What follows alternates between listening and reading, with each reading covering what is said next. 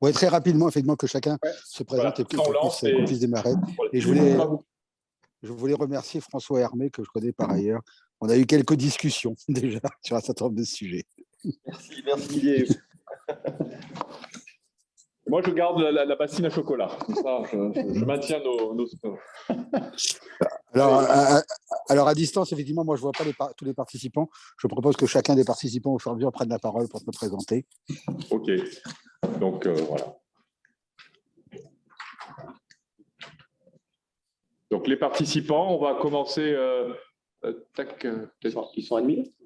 Oui, ils sont admis. C'est Roman qui vient.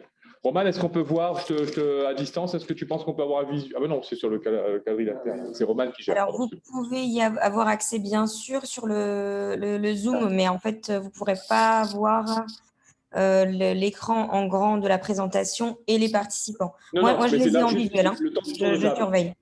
Le temps du tour de table, est-ce qu'on peut avoir le damier? Eh bien, alors, est-ce que tu peux t'approcher de l'ordinateur? Moi, je les vois. Moi, je vais peut-être passer la parole au fur et à mesure. On a Céline Roux qui est en ligne, que je vais laisser se présenter.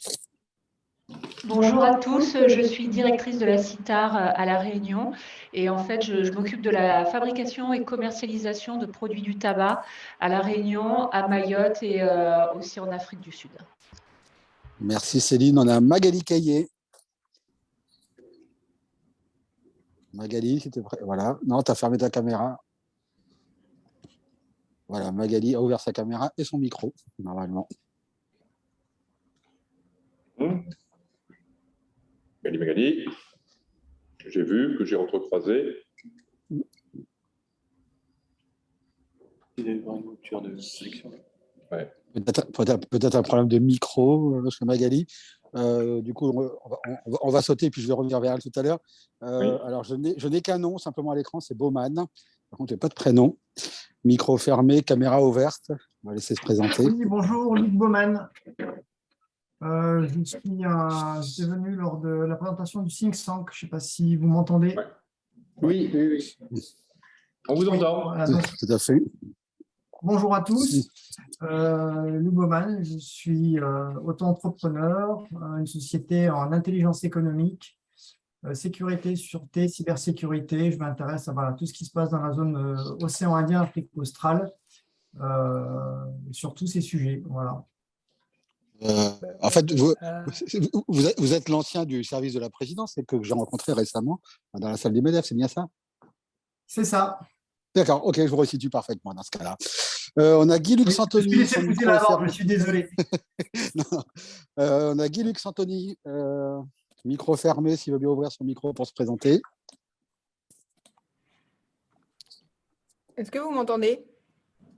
Magali, on t'entend parfaitement. Allez, prends la parole. La parole est à toi. Alors, navré. Donc, Magali Caillé, groupe Caillé, nous, on opère en tant que distributeur sur 2 branches d'activité, la grande distribution et l'automobile. Et moi, je m'occupe plus précisément de la branche grande distribution et je suis également en charge de déployer notre stratégie RSE au sein du groupe. Donc, d'où ma participation aujourd'hui. Parfait, merci Magali. Guy-Luc Santoni, Guy-Luc. Oui, bonjour. Voilà. Oui, désolé, j'ai eu la carte graphique de mon ordi qui m'a lâché. Là, je vous écoute sur mon portable. C'est moins confortable, mais je vous entends. Voilà, je te laisse te présenter. Oui, alors Guy-Luc Santoni, moi j'ai une responsabilité dans une société immobilière, mais qui est plutôt en sommeil. Et là, j'ai démarré une activité de formation, je dirais un petit peu tous azimuts, secteur public et privé. Par ailleurs, on est en grande réflexion, le MEDEF aussi, sur le SAR.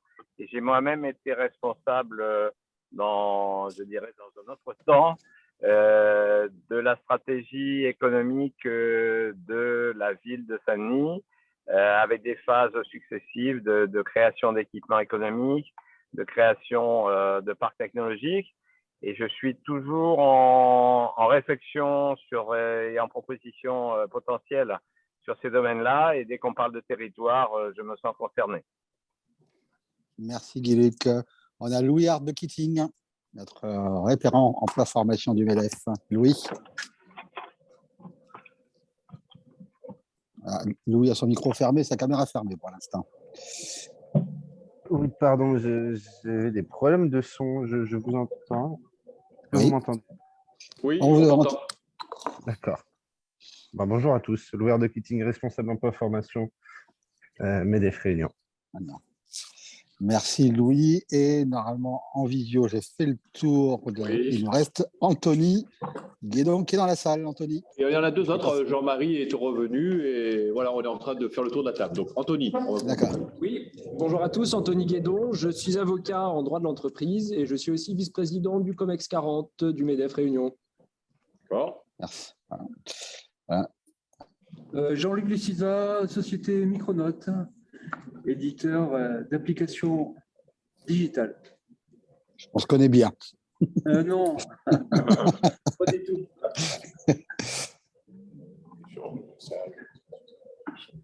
Et juste à côté. Jean-Marie Lebeau-Vallec, société JMLV. Je suis vice-président au niveau du Césaire et dans la commission de territoire Europe Coopération. Ok. Effectivement, je ne t'avais pas reconnu, Jean-Marie. Avec ta barbe, j'y arrive pas. Voilà. Voilà Philippe. Voilà Philippe, Bon, le tour de table est fait. Merci, Président. Donc, je propose à Sébastien de prendre le relais. On se donne, on voit une grosse demi-heure de présentation pour qu'ensuite avoir un petit temps et pour que d'ici une grosse heure, ce soit bouclé, qu'on aille prendre le thé. Ou le café. T'es causé.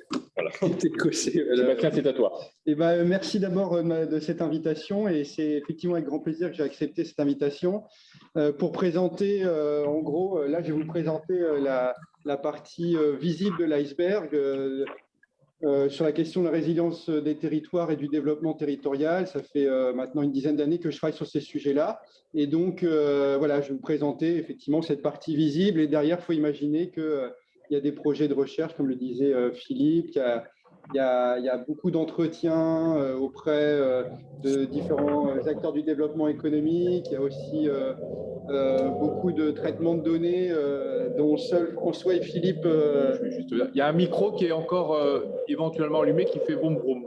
Voiture. Voilà. Dont seuls Philippe et François ont le secret. Et donc, voilà, l'idée, c'était de vous présenter un peu une réflexion générale sur les grands enjeux aujourd'hui autour de la résilience des territoires. Alors d'abord, c'est vrai que le sujet au début, c'est quand même comment renforcer la résilience des territoires régionaux. Et la première question, c'est d'abord pourquoi il faut renforcer la résilience des territoires. Et là, l'actualité, elle nous parle quand même relativement bien. L'actualité récente, la crise du Covid-19 nous a montré qu'on n'était pas tous égaux, hein, tous les territoires et tous les acteurs du territoire n'étaient pas égaux face à des impacts et des chocs majeurs. Et puis, si on remonte un petit peu dans l'histoire, pas très loin, la crise des Gilets jaunes, c'était aussi un choc, mais cette fois-ci-là démocratique. Et puis, des chocs aussi financiers, comme la crise de 2009, qui est quand même pas si loin que ça. Et puis la crise écologique qui est déjà en cours et qui est à venir et qui interroge et qui pose beaucoup de questions. Donc voilà différentes crises qui sont dans une dizaine d'années qui ont eu lieu et qui est probablement des crises qui vont continuer dans le futur et donc la nécessité de penser un petit peu cette résilience des territoires. Alors c'est quoi un territoire résilient ? Très rapidement, l'idée de territoire résilient, de territoire qui doit être en mouvement, c'est des territoires qui doivent être capables d'anticiper les perturbations, alors qui peuvent être plus ou moins grosses, d'atténuer les effets aussi de ces perturbations. Donc, ce n'est pas seulement anticiper, c'est aussi atténuer quand c'est déjà parfois trop tard. Se relever et rebondir. Et là, l'idée d'apprentissage est hyper importante. Et s'adapter. Et je parlerai forcément de l'innovation parce qu'aujourd'hui, la résilience des territoires passe par l'innovation. Et puis aussi évoluer vers un nouvel état. Donc c'est aussi, quand on parle de territoire résilient, c'est la capacité à pouvoir se dire qu'il faut qu'on fasse mieux qu'avant et donc d'aller vers des nouveaux états. Et donc voilà, c'est la capacité à anticiper, réagir, s'adapter. Et la dernière crise de la Covid-19, on avait réalisé une étude à l'échelle européenne financée par la Commission européenne à laquelle Mes deux collègues ont participé, et notamment sur Mayotte et La Réunion. Et donc voilà, on montrait à travers toute l'Europe, y compris l'Europe des régions ultrapériphériques, qu'on avait effectivement des territoires qui étaient plus ou moins résilients. Voilà, donc là, c'est juste pour reprendre, si on parlait du changement climatique, hein, il y a deux idées. Atténuer lorsqu'on sait qu'il y a des aléas qui vont arriver. Et donc, l'idée, c'est qu'on a des territoires qui sont très exposés. Et donc, il faut atténuer parce qu'on sait que ça va arriver. Et puis, s'adapter aussi. Et donc là, ça pose la question de la vulnérabilité de certains territoires. Donc, la plus ou moins grande capacité à pouvoir à s'adapter aux changements qui s'opèrent. Et donc, voilà, un territoire résilient, c'est une stratégie pour aller vers un territoire résilient. C'est tous les acteurs du territoire, toutes les parties prenantes et le monde du développement économique en particulier qui se mettent autour de la table et qui réfléchissent à mettre en place une économie qui soit beaucoup plus sobre, une économie qui est capable d'innover, une économie qui est capable d'anticiper, une économie qui est aussi inclusive et avec une gouvernance partagée. Et la crise des Gilets jaunes nous montre que quand il n'y a pas beaucoup de gouvernance partagée, on arrive à des mouvements aussi et des révoltes dans la rue. Et donc justement, là, Philippe, tu parlais en introduction de la Réunion et de la stratégie verte, innovante et inclusive. On est en plein dedans. Donc tu m'as demandé de faire un résumé de tous les travaux et de tout ce que j'ai fait, donc sur le développement régional, l'analyse des politiques régionales. Donc voilà, on va parler un peu de tout ça pendant une grosse demi-heure. De l'impact des contestations sociales aussi sur le développement des économies régionales, et puis des travaux plus récents sur l'économie circulaire, la transition énergétique. C'est des choses que j'avais déjà présentées ou que j'ai l'occasion de présenter à l'UM Normandie dans la formation continue auprès d'entrepreneurs. Aussi, j'interviens auprès de la CCI de Caen pour sensibiliser les chefs d'entreprise sur ces questions de transition énergétique et d'économie circulaire. L'idée là, c'est voilà, je ne rentrerai pas dans la face immergée de l'iceberg, donc je ne montrerai pas les modèles économétriques et tout ça, mais justement, je vous ferai une présentation qui permet un peu de prendre de la hauteur sur ce qui se passe aujourd'hui pour qu'ensuite, voilà, on sache de quoi on parle et qu'on reparte sur le terrain et qu'on reparte avec des billes pour pouvoir agir. Alors, sur la première question, qui est celle des inégalités en Europe et puis des inégalités territoriales, ce qu'on peut dire, c'est qu'il existe des inégalités énormes en Europe, entre le pays le plus riche, le Luxembourg, et le pays le plus pauvre aujourd'hui, la Bulgarie. Mais ces inégalités, elles sont sans commune mesure si on zoome à l'échelle des régions. Et il se trouve que Mayotte est devenue depuis récemment la région la plus pauvre de l'Union européenne. Avant, c'était la région Székelypalota, qui est située en Bulgarie. Et donc, aujourd'hui, Mayotte est la région la plus pauvre de l'Union européenne, avec un PIB par habitant de 1 900 €. Et la région la plus riche, c'est celle du Luxembourg. Et quand le Royaume-Uni faisait encore partie de l'Union européenne, c'était la région de Londres qui était la plus riche, avec un PIB par habitant de plus de 120 000 €. Donc, on a effectivement des inégalités économiques qui sont extrêmement importantes. Et se pose toujours cette question, comment réduire ces inégalités économiques? Et ce qu'on s'aperçoit un petit peu lorsqu'on regarde ces inégalités économiques, c'est qu'on a 3 grands groupes. On a d'abord les pays de l'Est qui font partie des pays, on va dire, les plus pauvres de l'Union européenne, mais qui ont connu des taux de croissance très, très importants grâce aux fonds européens, j'y reviendrai, et qui aujourd'hui sont en train de se développer extrêmement vite. Les pays méditerranéens et les pays de l'Europe de l'Ouest qui ont intégré l'Union européenne historiquement. Alors, pour réduire ces inégalités économiques, l'Union européenne, elle met beaucoup d'argent sur la table et elle met par an 145 milliards d'euros sur la table. Donc, c'est énorme. C'est des budgets pluriannuels. Par exemple, on parle du budget 2007, 2013, 2014, 2020, et là, on est dans le budget 2021-2027. Et sur ces 145 milliards d'euros qui sont mis sur la table pour réduire les inégalités économiques, pour développer les territoires, pour améliorer leur résilience, investir dans l'innovation, eh bien, il y a une grosse part du gâteau alors qui va à la PAC, la politique agricole commune, et l'autre grosse part du gâteau, c'est la fameuse politique de cohésion. C'est les fonds européens de développement régional qui bénéficient notamment aux acteurs du développement économique, que ce soit des structures publiques, des associations et bien évidemment des entreprises. Ces fonds européens, pendant très longtemps, ils ont été distribués dans des infrastructures, le développement des territoires, mais surtout le développement des infrastructures des territoires. On se disait, si on met des grosses infrastructures, si on construit des grosses autoroutes, si on met des aéroports dans ces territoires qui sont aujourd'hui délaissés ou qui sont peu développés, ça va générer du développement économique. Le problème, c'est que quand on commence à manipuler les chiffres et on regarde dans les détails, on s'aperçoit parfois que construire des grosses autoroutes et des aéroports, c'est un peu comme construire des cathédrales dans le désert, ça ne sert pas forcément à grand-chose. Et donc aujourd'hui, l'Union européenne, devant ces inégalités qui continuaient de croître, s'est dit qu'il fallait un peu changer le fusil d'épaule. Et dans la nouvelle politique de cohésion 2021-2027, on a des choses qui ont un petit peu évolué et je vais y revenir un petit peu.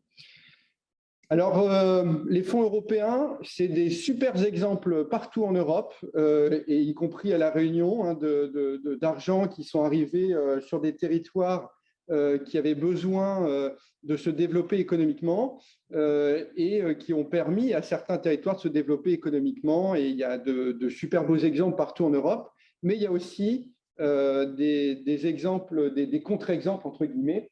Voilà, à gauche, là, ces fameuses cathédrales dans le désert. Alors, on avait bossé avec des collègues espagnols sur ces cathédrales dans le désert. Par exemple, l'aéroport de Ciudad Real, il y avait un petit peu d'argent qui avait été mis sur la table par l'Union européenne, l'équivalent d'un peu plus de 500 millions d'euros pour construire cet aéroport. L'État espagnol avait mis aussi 500 millions d'euros, un aéroport qui coûtait 1 milliard d'euros, donc qui est situé au sud de Madrid. Cet aéroport, il a un petit peu vivoté et puis finalement, il a un peu fermé les portes parce qu'il n'y avait pas suffisamment de trafic. Et il a été mis aux enchères parce qu'on ne savait pas quoi en faire, il coûtait très cher, il y avait peu d'avions qui atterrissaient dessus. Et il a été racheté par des Chinois pour 10 000 euros. Voilà. Et c'est un bon exemple de cathédrale dans le désert. Et en fait, pendant trop longtemps, et j'ai d'autres exemples, des stations des stations qui coûtent l'équivalent de 18 000 euros par jour, des stations de TGV qui coûtent 18 000 euros par jour à l'État, en disant tiens, on va faire des super gares TGV en plein milieu d'un territoire rural et ça va créer du développement économique. Et aujourd'hui, zéro retour sur investissement. Et donc ça, effectivement, ces cathédrales dans le désert, c'est des points noirs dans cette politique de cohésion qui visait visiblement et qui avait vraiment pour objectif de réduire les inégalités. Ça, on a travaillé aussi là-dessus. Cette question qui est importante, c'est celle de la qualité du gouvernement ou la qualité des institutions. Et on est en train de travailler avec Philippe et François justement sur cet indicateur-là. Et on va essayer de travailler sur le rôle de la qualité des institutions dans le développement économique et territorial. Les travaux qu'on a menés concluent que c'est bien de mettre de l'argent dans les territoires, mais c'est mieux si cet argent il est bien dépensé. Et on montre que dans des territoires où la formation des personnes sur place n'est pas suffisante pour savoir mobiliser les fonds européens, pour savoir accompagner les porteurs de projets, comme les entreprises par exemple, s'il n'y a pas des personnes sur place qui sont formées pour gérer ces fonds européens et accompagner les acteurs du territoire pour mobiliser ces fonds européens, on arrive à des fonds européens qui sont peu efficaces. Et du coup, finalement, parfois, on a l'impression qu'il y a de l'argent qui est mis sur la table, mais soit elle est mal utilisée, ou soit elle n'est pas utilisée alors qu'il pourrait l'être. Et aujourd'hui, la Commission européenne, elle se dit qu'on a besoin de mettre en place des politiques publiques qui soient davantage territorialisées. Parce que pendant longtemps, l'Union européenne disait, nous, on décide tout de Bruxelles et on décide que on va mettre de l'argent sur la table sur tel ou tel axe de développement économique et on va faire la même chose pour toutes les régions. Et vu que ça marche bien au Portugal, forcément, ça va bien marcher à La Réunion, en Grèce ou en Bulgarie. Sauf que là, les géographes économistes que nous sommes, on a largement montré qu'on ne peut pas faire du copier-coller de projets qui ont bien fonctionné d'un territoire à un autre, parce que justement, il y a des spécificités territoriales qui jouent, et donc aucun territoire n'est le même, et aucun acteur du territoire est le même d'un territoire à l'autre.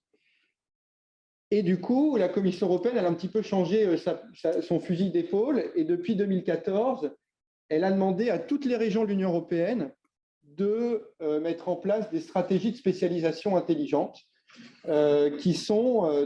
donc la région, la Réunion, a dû mettre en place sa stratégie de spécialisation intelligente, comme toutes les régions françaises et européennes. L'idée, c'est quoi? L'idée, c'est de dire…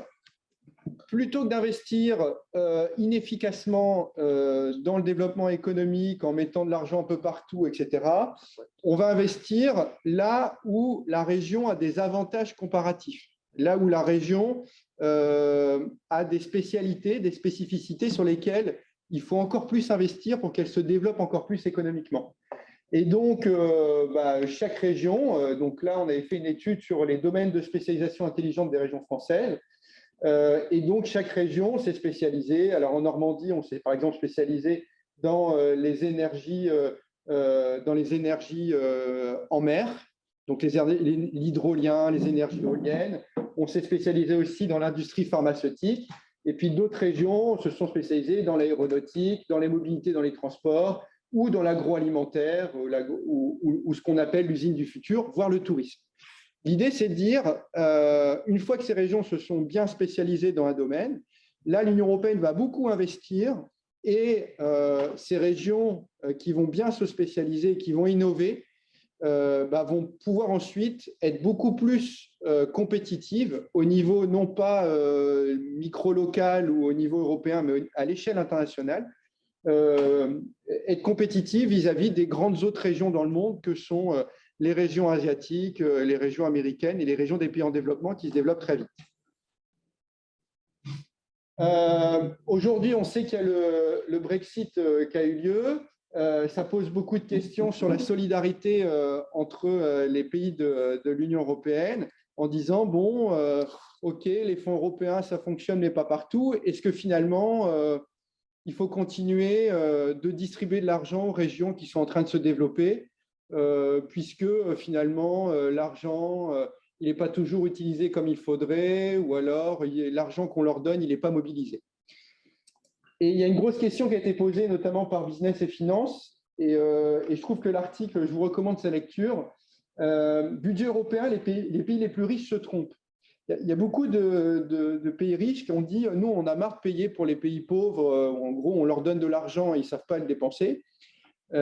Et en fait, ce journaliste prend le contre-pied en expliquant que finalement, les pays riches ont tout intérêt à continuer à être solidaires vis-à-vis des pays les moins riches, parce que derrière, c'est des opportunités économiques. L'objectif de l'Union européenne, c'est de se développer économiquement et de réduire les inégalités. Et donc, par exemple, si demain, on développe économiquement la Bulgarie et la Roumanie, probablement qu'on aura moins de délocalisation d'entreprises françaises qui se sont pendant très longtemps délocalisées en Roumanie ou en Bulgarie parce que la main-d'œuvre était moins chère. Donc, si effectivement les niveaux de vie augmentent en Roumanie et en Bulgarie, les avantages de la délocalisation liés au coût de la main-d'œuvre seront moins importants et finalement, ça permettra à ces pays dits plutôt riches de garder leur entreprise sur leur territoire. Donc, c'est un petit peu la philosophie de la nouvelle politique de cohésion. Et puis aussi, c'est des opportunités de marché. Si on développe ces pays qui sont considérés comme des pays en développement, qui sont en train de se développer économiquement, c'est aussi des marchés derrière qu'on peut aller conquérir. Et là, quand on va en Roumanie, il y a des carrefours partout, il y a des décathlons partout, et donc c'est aussi des opportunités d'affaires pour les entreprises. Il faut juste savoir qu'en 2007, quand je suis allé en Roumanie, le salaire moyen était de 120 €. Aujourd'hui, c'est un moyen il est de 450 €. Donc, ce n'est pas encore grand-chose, mais il a quand même triplé. Et c'est en partie lié grâce au financement européen, au développement économique qu'il y a eu sur place. Et de ce point de vue-là, les financements européens ont beaucoup permis ce développement économique. Et vraiment, la stratégie aujourd'hui de l'Union européenne, c'est de dire on doit investir massivement dans l'innovation, l'entrepreneuriat et ce qu'ils appellent les avantages concurrentiels. Et aujourd'hui, il y a beaucoup d'opportunités pour les entreprises d'aller chercher de l'argent auprès de l'Union européenne.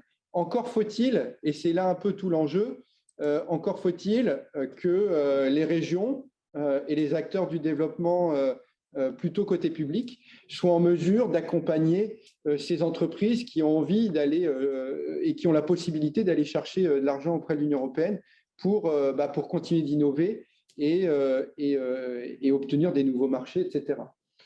Alors, il y a des régions qui sont un petit peu exemplaires. Donc, par exemple, je sais pas, des régions comme la région Rhône-Alpes qui a beaucoup, qui a su et qui sait très bien mettre à la fois le monde économique, le monde des autorités publiques, le monde universitaire et de la recherche, et puis le monde des citoyens ensemble, et de créer des boucles qui fonctionnent. Et l'idée aussi, c'est que ces stratégies de spécialisation intelligente qui sont aujourd'hui impulsées par l'Union européenne, eh bien, elles permettent aux acteurs du développement économique de s'approprier tous ces financements et toute cette culture européenne.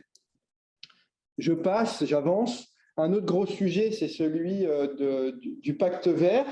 Vous avez vu que Ursula von der Leyen a mis sur la table 1 000 milliards d'euros sous forme soit d'investissement direct ou soit sous forme de prêts sur la table pour justement aller vers le développement économique, aller vers le développement des territoires et assurer la résilience des territoires. Et là, il y a encore une fois un très gros enjeu pour les acteurs du développement économique de se dire il y a de l'argent qui est mis sur la table et il ne faut pas rater l'opportunité d'aller chercher cet argent pour à la fois avoir des avantages compétitifs comparatifs et puis aussi pour répondre aux grands enjeux du 21e siècle que sont ceux du développement durable, de la lutte contre le changement climatique et de l'anticipation des futures crises qui seront des pandémies, qui seront des crises financières, etc. Ces crises financières et ces crises en tout genre, elles peuvent aussi se traduire par des crises politiques ou des crises démocratiques. Et on l'a vu très récemment. Donc, comme Philippe le disait en introduction, aujourd'hui, on est un groupe de chercheurs qui commençons à s'intéresser à ce qu'on appelle la géographie du mécontentement ou ce qu'on pourrait appeler aussi la revanche des territoires qui ne comptent pas. La réforme de 2015 a montré qu'on a mis beaucoup d'argent dans les grandes métropoles en se disant que ça allait créer du développement économique et que ça allait ruisseler dans les territoires ruraux et dans les territoires moins développés économiquement. Les recherches qu'on a montées montrent que le ruissellement fonctionne relativement très peu. Et ce ruissellement qui fonctionne peu, les territoires qui sont aujourd'hui oubliés de la politique publique ou qui sont un peu délaissés ne s'y trompent pas. Et aujourd'hui, quand on regarde le vote pour les partis extrêmes, c'est un vote qui est un vote qu'on retrouve surtout dans les territoires oubliés de la République. Et on a une montée des populismes partout en Europe. Et les modèles qu'on a fait tourner, les modèles économétriques avec les données qu'on a collectées sur les dernières élections présidentielles, sur le mouvement des gilets jaunes, nous montrent que quand on cherche à fermer les services publics, quand on cherche à tout prix à recentraliser tout ou à mettre beaucoup d'argent dans certains territoires en espérant que ça ruisselle, et le risque derrière, c'est qu'on ait cette revanche des territoires qui ne comptent pas.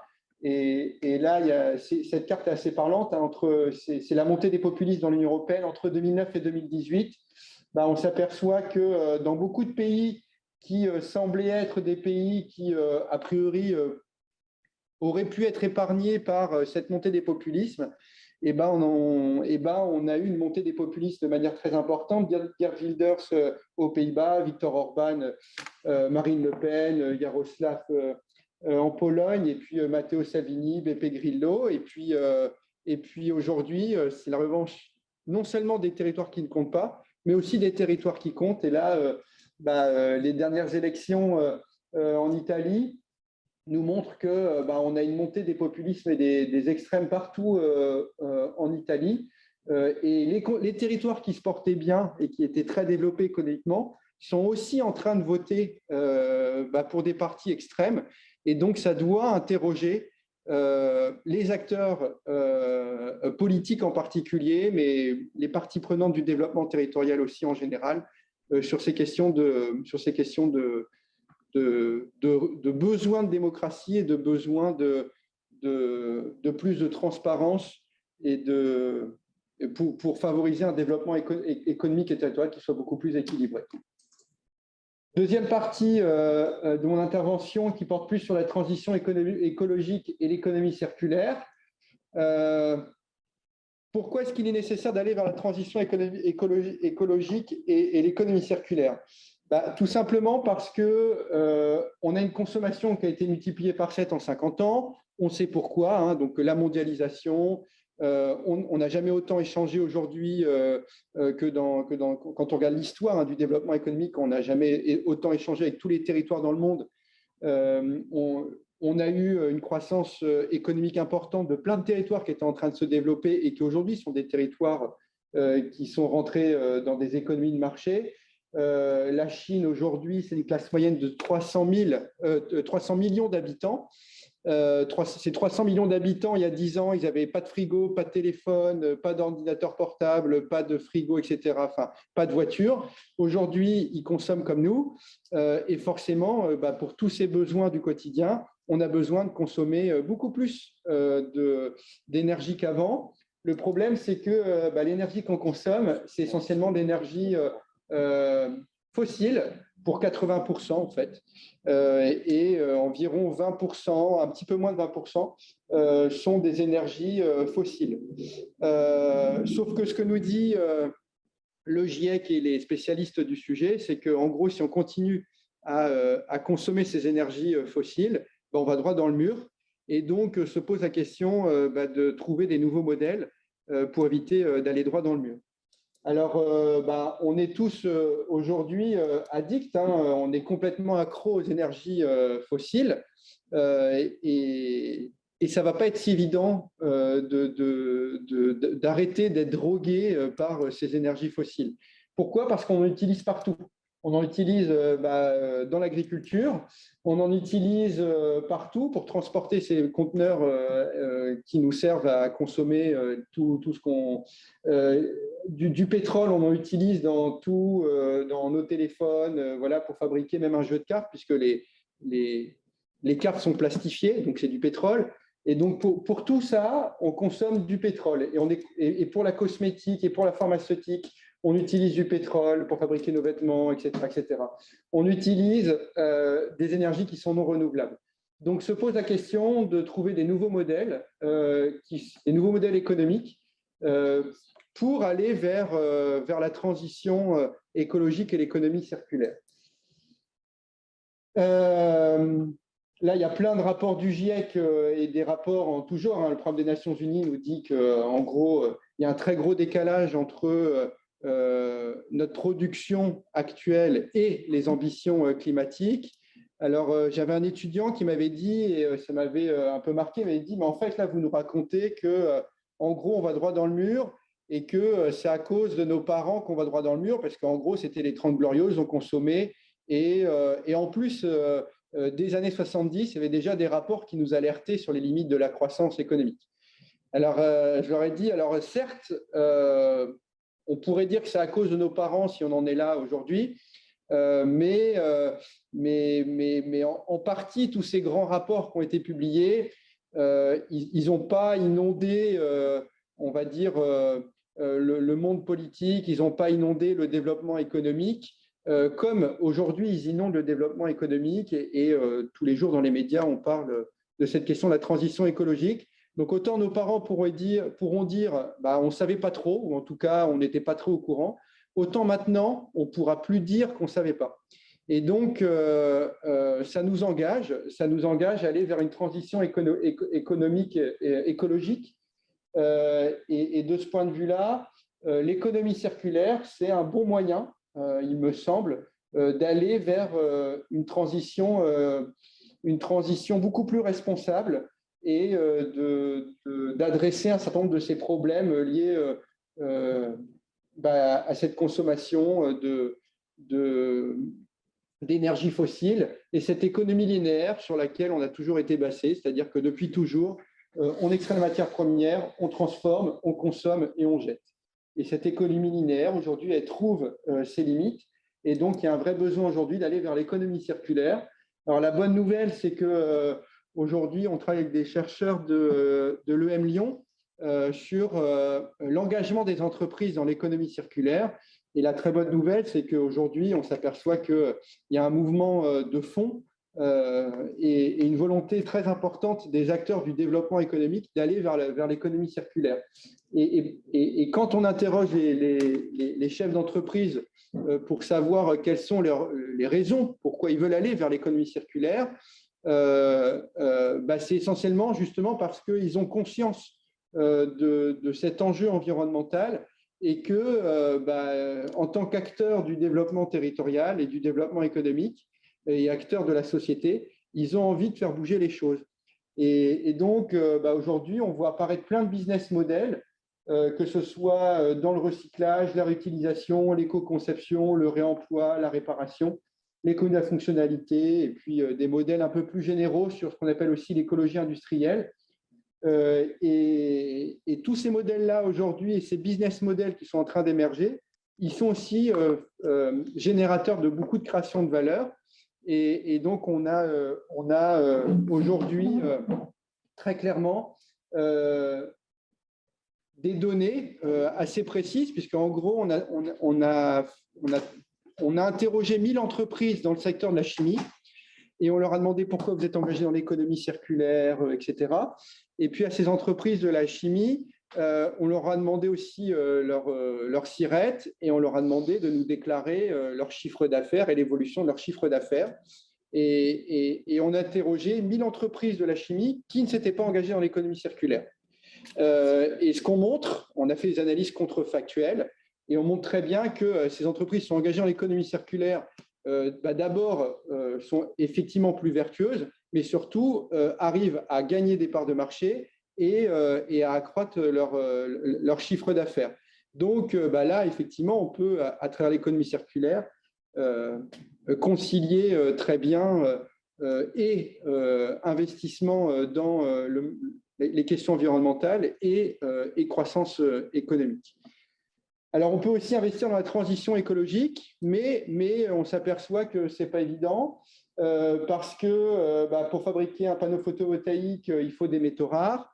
Or, ces métaux rares portent très bien leur nom. Ils sont rares à l'échelle de la planète et leur utilisation massive en ce moment pour fabriquer ces panneaux photovoltaïques et ces éoliennes va faire que ce stock de métaux rares à l'échelle de la planète va être amené à se réduire de manière très, très importante et jusqu'à plus exister un jour, on ne sait pas quand, mais on parle de 100 à 200 ans. Et il y a un problème géopolitique aussi qui se pose, c'est que les métaux rares aujourd'hui, ils sont situés un petit peu en Amérique latine, beaucoup en Afrique et beaucoup en Chine. En Amérique latine, on estime que les stocks de métaux rares, dans 60 ans, ils seront complètement mangés.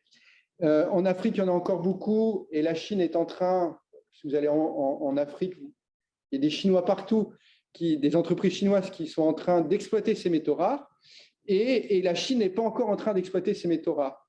Et la Chine est en train de se créer un stock de métaux rares et dont elle seule sera la propriétaire dans 20, 30, 40, 50 ans.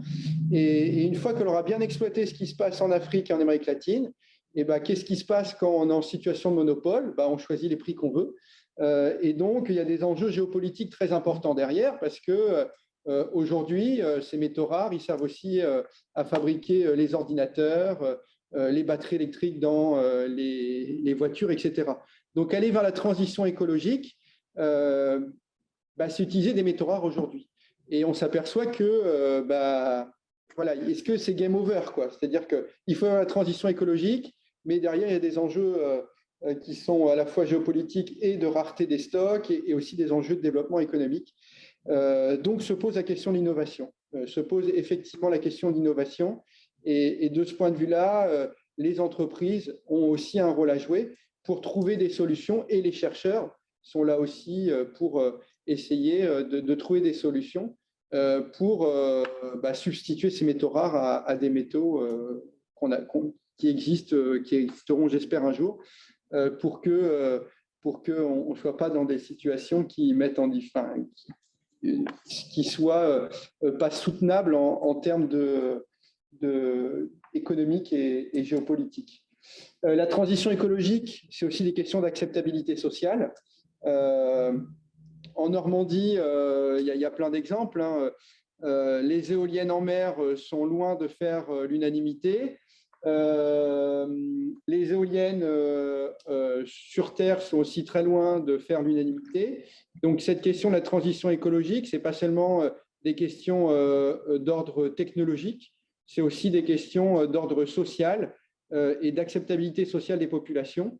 Et puis, c'est aussi des questions sociales parce que la voiture électrique, c'est bien, mais aujourd'hui, malgré les aides de l'État, c'est des produits qui coûtent encore très, très cher et qui ne sont pas accessibles à tout le monde. Donc, cette transition écologique, elle doit être aussi une transition sociale.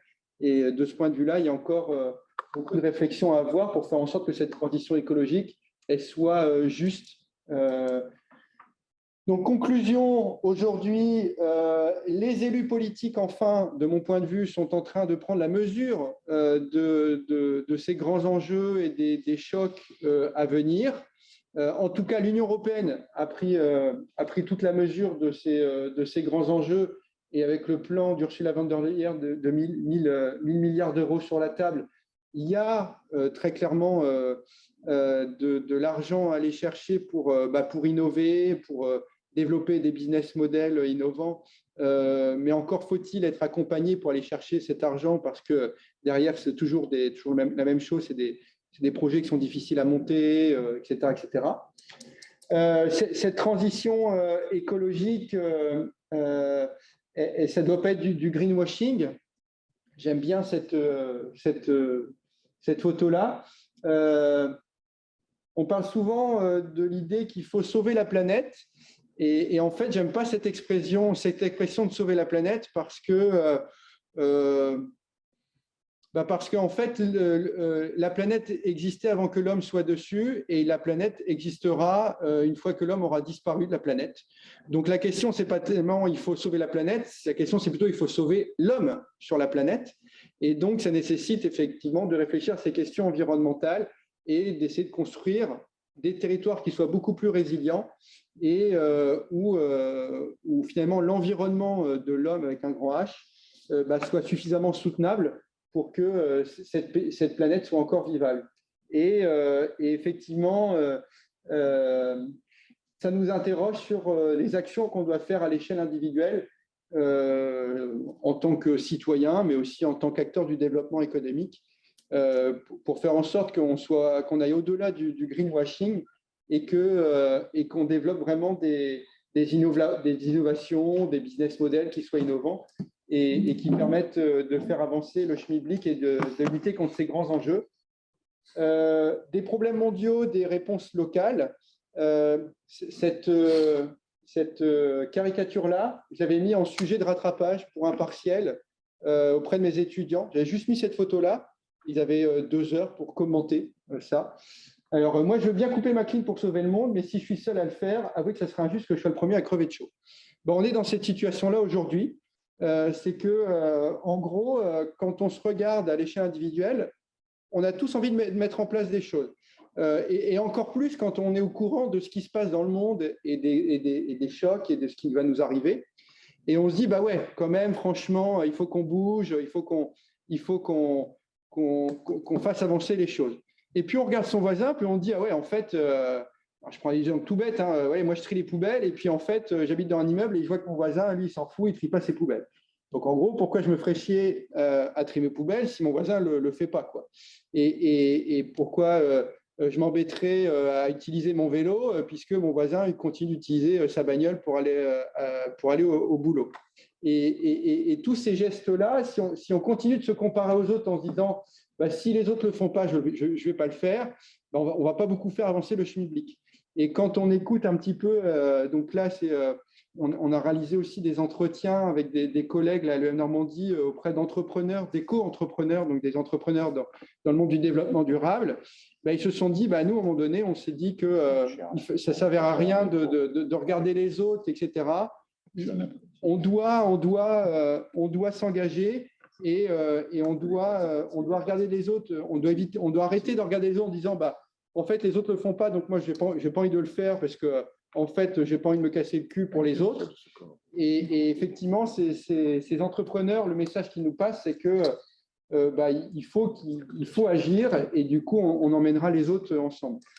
Et pour terminer, on avait fait une grosse carte mentale de la résilience territoriale. Donc, c'était avec les entrepreneurs. On les avait mis autour de la table et on leur avait demandé de faire des constats. On leur avait demandé ensuite d'essayer d'identifier c'est quoi les relations entre l'homme avec un grand H et puis le système Terre. Et puis après, on avait essayé de comprendre c'était quoi la vision systémique. Et après, on s'était dit, bon, OK, on a vu tout ça et on va essayer de définir collectivement, ça serait quoi un territoire résilient. Et puis après, bah, comment on agit. Et donc, on avait essayé d'identifier des grands thèmes sur penser la résilience territoriale avec l'histoire des 3 R, repérer, relier et résister.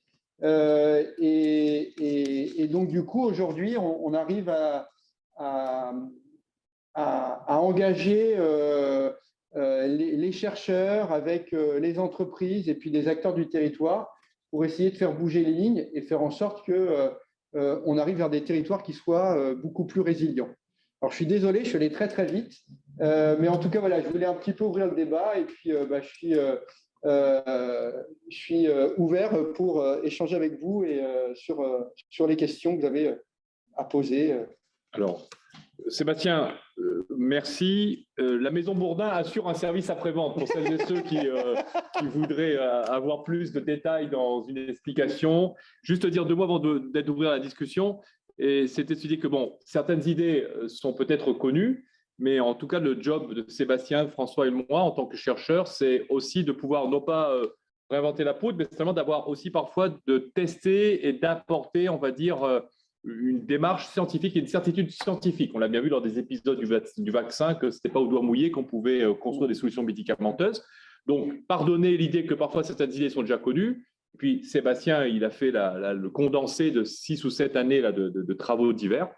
Et puis, deuxième élément, c'est que, particulièrement pour lui, il a d'énormes travaux qui, lorsqu'il avance des idées, sont issus de vous, c'est-à-dire des milieux entrepreneuriaux. Donc là, ce n'est pas la dimension hors sol, du satellite qui est posé, c'est donc un travail et c'est son talent de pouvoir aussi, entre l'académique, je dirais le terrain. Voilà, donc c'est pour dire qu'il nous ressemble d'une certaine façon. Voilà, c'est les 2 précisions. Président, à toi la parole pour nous distribuer la parole. Alors, je ne sais pas si je vais distribuer la parole. En tous les cas, chacun peut la prendre. Moi j'ai une première question. Quand on parle aujourd'hui d'innovation sur un territoire insulaire tel que le nôtre, on a un sujet qui est sur la table aujourd'hui, qui est la question de la mobilité en fait, intra-urbaine et interurbaine. Notre réseau routier, globalement, il est de qualité. Hein, si je compare à la Corrèze que j'ai visité récemment, on a un bon réseau routier, sauf qu'on ne pourra pas l'étendre éternellement. Or, les déplacements ont toujours, à un moment donné, permis aux individus en fait, d'avoir des activités, donc de créer de la richesse. Donc, une des solutions en fait, potentielles, mais vous parliez tout à l'heure d'acceptabilité sociale, c'est comment demain, effectivement, on utilise au mieux le réseau routier, puisque aujourd'hui, tout le monde veut arriver exactement à 8h30 au bureau, ce qui devient effectivement absolument impensable quand vous connaissez l'embouteillage de Saint-Paul, par exemple. Mais je pense qu'il y a des défis autour de l'accessibilité sociale, parce que la partie technologique, je dirais la partie purement matérielle, je pense qu'on peut trouver des solutions. Mais je pense qu'un des grands défis de La Réunion, c'est l'acceptabilité sociale, comme dans d'autres territoires. Et je pense que là, le politique, en fait, a un énorme travail à expliquer, à montrer en fait les avantages, les inconvénients, bien entendu, et avoir une conduite du changement. Et quand on sait dans nos entreprises la conduite du changement, le temps que ça prend, je pense que surtout, il est temps de s'y mettre à ce problème de mobilité. Puis on aura aussi l'occasion, au travers d'innovation, d'avoir les logements, puisqu'aujourd'hui, on a une décision à prendre à La Réunion. Est-ce qu'on continue effectivement à créer sur le territoire un logement à terre, dont tout le monde rêve, tout le monde rêve d'avoir une maison, ou est-ce qu'on crée une ville sur la ville? Et là, effectivement, il y a aussi une décision politique à prendre. Chacun peut avoir son opinion. De grands sujets aujourd'hui qui empêchent à La Réunion de se développer économiquement. Et le troisième sujet qui empêche le développement économique et social de La Réunion, c'est celui de la mobilité, et cette fois-ci avec le grand régional, puisqu'on est coincé finalement dans une vision européenne qui consiste à dire que les aides en fait, vont vers les pays européens ou les régions ultra-périphériques dans des échanges commerciaux avec l'Europe. Or, nous, notre enjeu, c'est à la fois d'avoir des échanges commerciaux avec l'Europe, bien entendu, mais aussi avec le grand régional. Parce que sinon, effectivement, 800 000 habitants, 80 millions de personnes autour de nous, on a juste perdu la guerre si on n'y va pas, quoi, en fait. Voilà, quelques éléments de réflexion.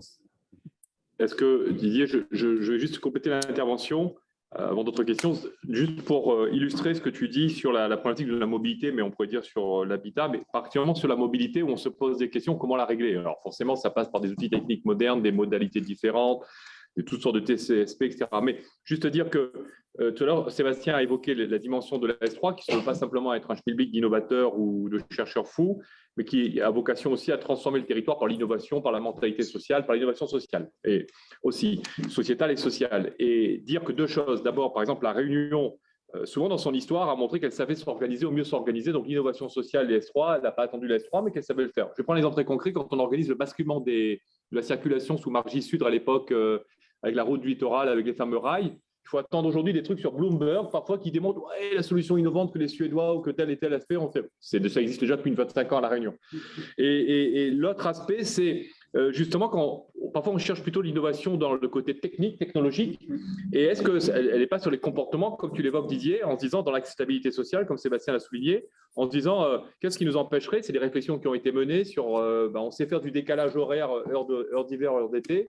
Et pourquoi pas travailler sur justement, peut-être ça ferait partie pendant quelques temps de décaler les horaires du matin et du soir. Ça avait déjà été évoqué, mais là, d'un petit peu de l'institut. Donc, on voit bien qu'on est sur l'innovation sociale, molle, entre guillemets. Enfin, le dernier point, c'est dans cette mobilité, dans la géographie du mécontentement, on est en plein au cœur de cela dans le cadre du MEDEF, dans nos réflexions. Parce que notre grand souci, Sébastien, ici, c'est de se dire qu'on n'aimerait pas de voir cette dislocation sociétale. On a le fameux vivre ensemble à La Réunion qui nous est cher et que tout ce que tu as dit est dans ces problèmes de mobilité, on est au cœur du système. Voilà.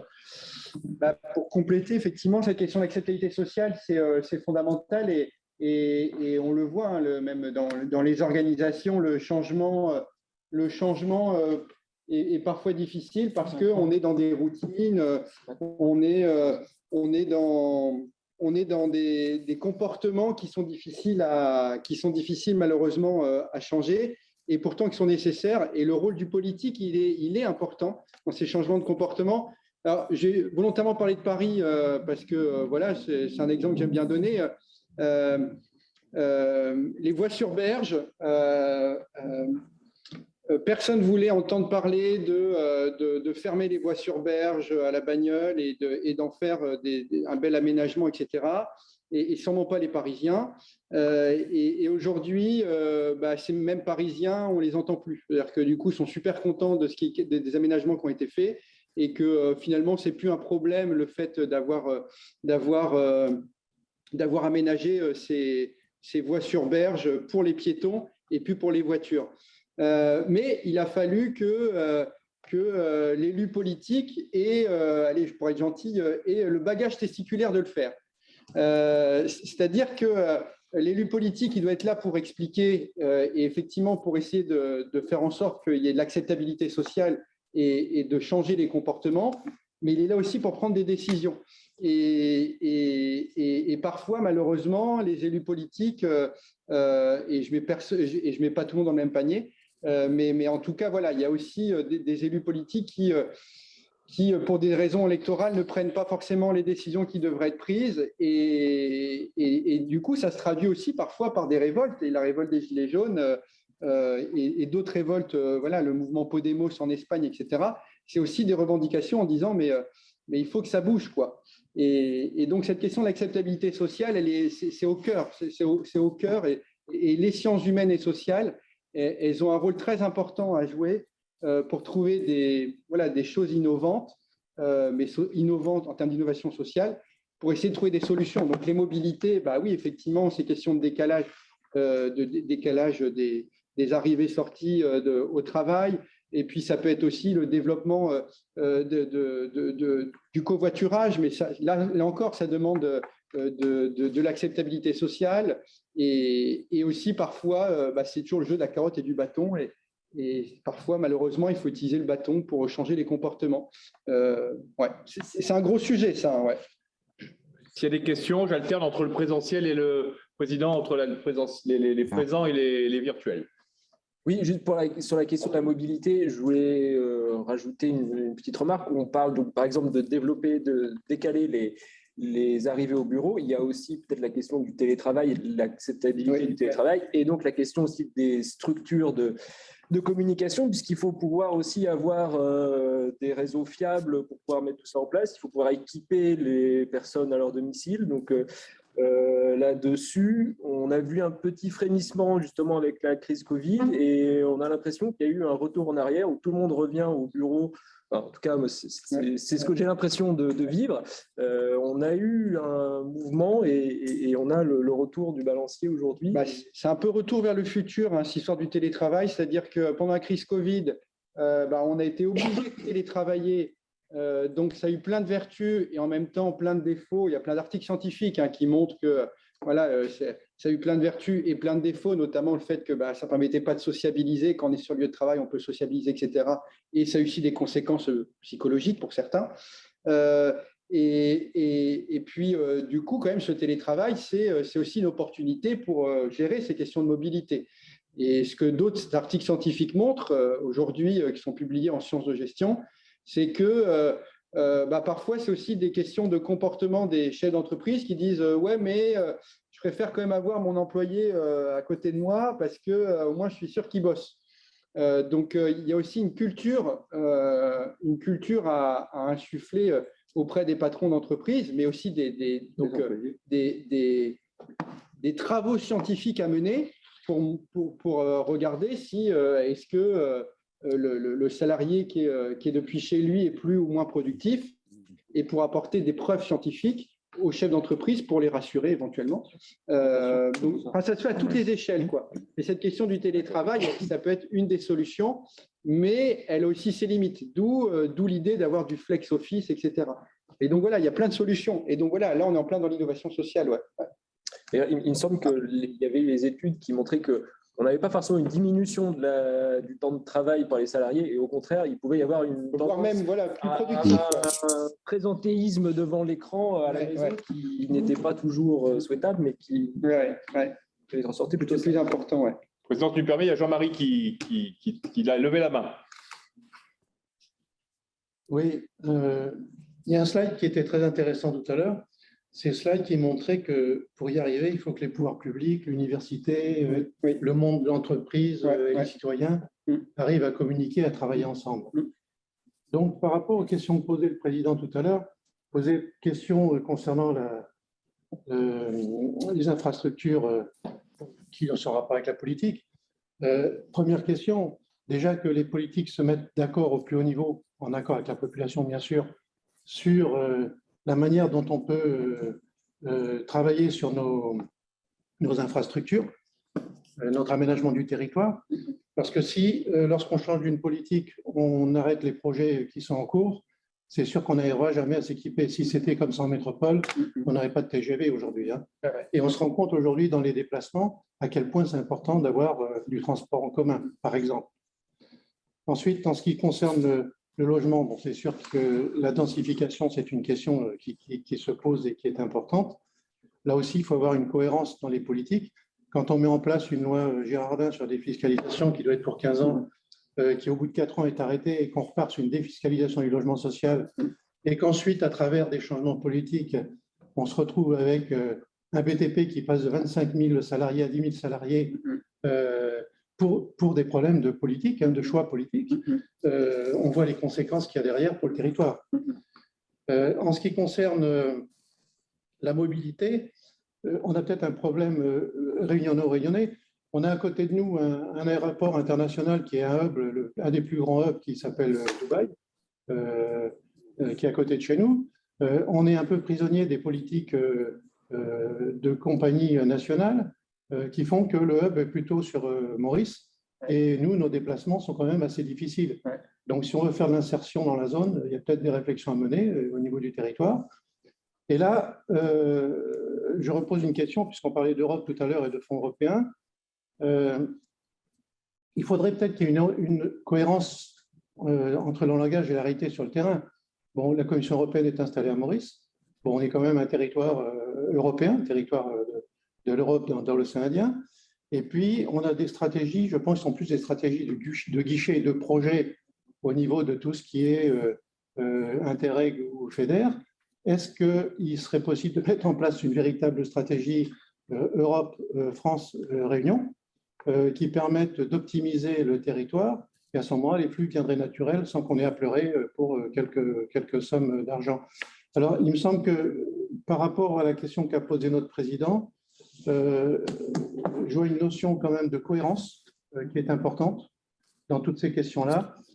Et pour qu'il y ait une appropriation au niveau du territoire, beaucoup de communication et d'implication de l'ensemble des 4 parties dont vous parliez tout à l'heure, c'est-à-dire le monde industriel, le monde universitaire, le monde politique et le public.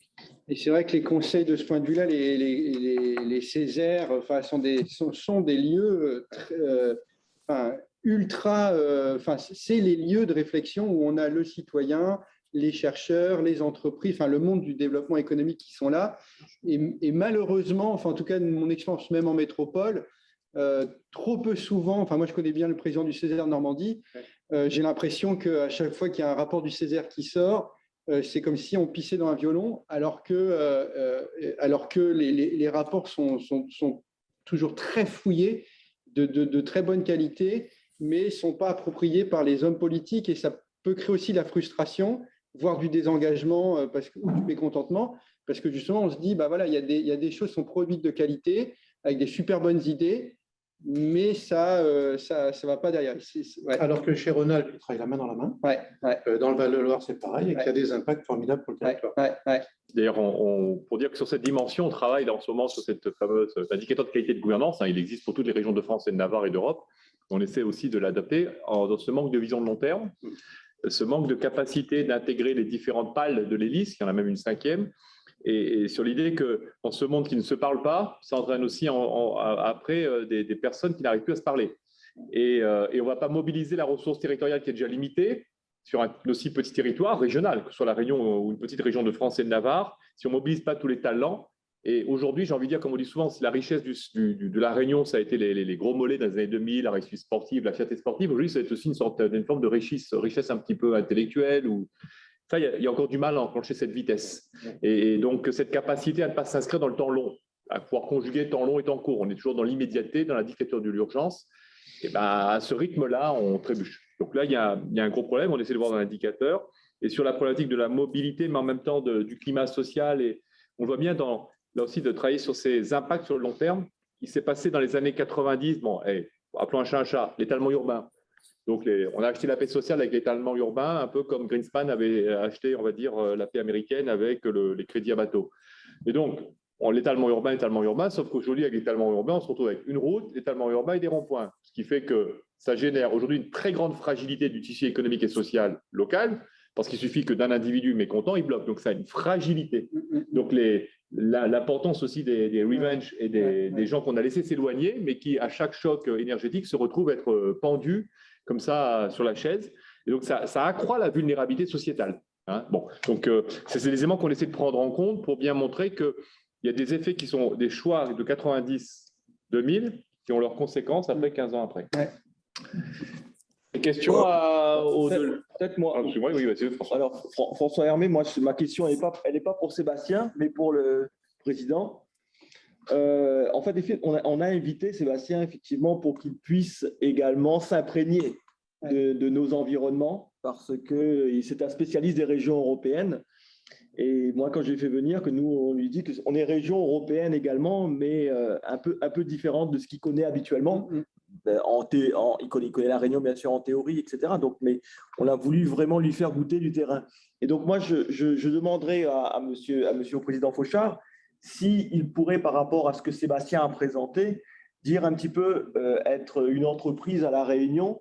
Il y a certainement beaucoup de points communs par rapport à ce qu'il a présenté, mais il y a certainement des spécificités, également des difficultés, ou peut-être ce qui peut être plus difficile sur le continent, les moins ici, et réciproquement.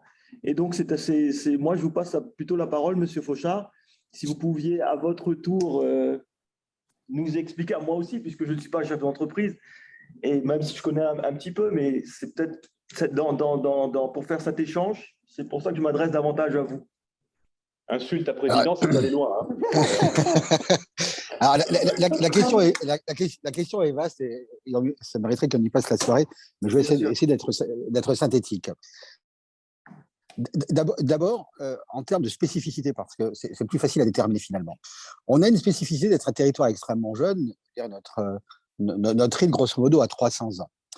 On a été capable, pendant ces 300 ans, d'avoir un développement, et c'est quelque chose que je répète souvent à l'envi, parce que finalement, on a un peu oublié. L'école obligatoire en métropole 1882 pour aller vite, l'école obligatoire à La Réunion 1970. Je mets au défi n'importe quelle région française d'avoir fait le développement de l'éducation, du savoir et de la connaissance tel qu'on l'a fait chez nous en 50 ans. Il reste plein de choses à faire et ça fait partie des enjeux sur lesquels je reviendrai. L'autre spécificité de l'entrepreneuriat à La Réunion, c'est que quand vous êtes dans une région comme Rhône-Alpes, que j'apprécie beaucoup, Jean-Marie, parce que c'est une région que je regarde énormément parce qu'elle a une capacité justement à faire travailler les acteurs entre eux, qui est absolument extraordinaire. On a une difficulté, c'est que notre marché, je ne peux pas m'étendre dans mon département d'à côté. Quand je suis à Nîmes, je peux aller dans l'Hérault, je peux aller dans l'Ariège, je peux faire un tas de choses en fait. Okay, alors qu'à La Réunion, dès lors que je crée une entreprise, si dans mon mindset, je n'ai pas mis l'international immédiatement, et c'est là l'enjeu en fait, commercer avec l'Europe, on est quand même à 11 000 km. Commercer avec notre grand régional, c'est plus court, c'est en soit peu qu'on trouve des routes maritimes et des routes aériennes en fait pour y accéder beaucoup plus facilement. Donc c'est un des enjeux fondamentaux, un enjeu fondamental pour La Réunion, c'est comment je vais étendre mon marché dans la région la plus proche possible ou avec l'Europe et sous quelle forme. Cette question n'a jamais été ni posée ni traitée correctement.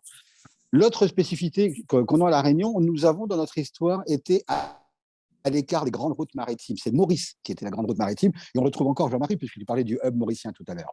Et donc, on a développé fondamentalement une innovation parce que nous n'avions pas d'échange. Je prends souvent l'exemple, aujourd'hui, quand je vais à Paris, chez un Leroy Merlin, et que je cherche une vis à bois de 2,5 par 6, je suis sûr de la trouver. À La Réunion, je ne la trouverai pas. Et il va falloir que je trouve des solutions de remplacement et pour permettre la réalisation d'un objet. Je reviens sur la question d'éducation parce qu'elle est au cœur des débats aujourd'hui. Nous avons simultanément aujourd'hui une ou deux générations de jeunes extrêmement qualifiés, de très très haut niveau. On les a rencontrés, Philippe, tu te rappelles, pendant le conseil d'administration, le retour au pays ou la réunion grandes écoles. Et simultanément, nous avons toute une partie de la population qui n'a pas acquis ce savoir. Et donc, l'enjeu de l'entrepreneuriat demain, c'est comment je vais développer une stratégie de différenciation. Philippe, on l'a mis dans la S3, cette stratégie de différenciation d'un haut niveau d'expertise. Je pense au bâti tropical, Jean-Marie. Je pense à la santé. Je pense en fait à l'appareil de formation où nous avons des atouts à faire valoir et simultanément créer des activités qui permettent de mettre en emploi des gens extrêmement peu qualifiés. Il y a eu pendant un moment une réflexion par la Marine nationale sur le démantèlement des bateaux. Vous savez que l'Europe, en fait, a quasiment interdit le démantèlement des bateaux anciens dans les pays en fait dits sous-développés.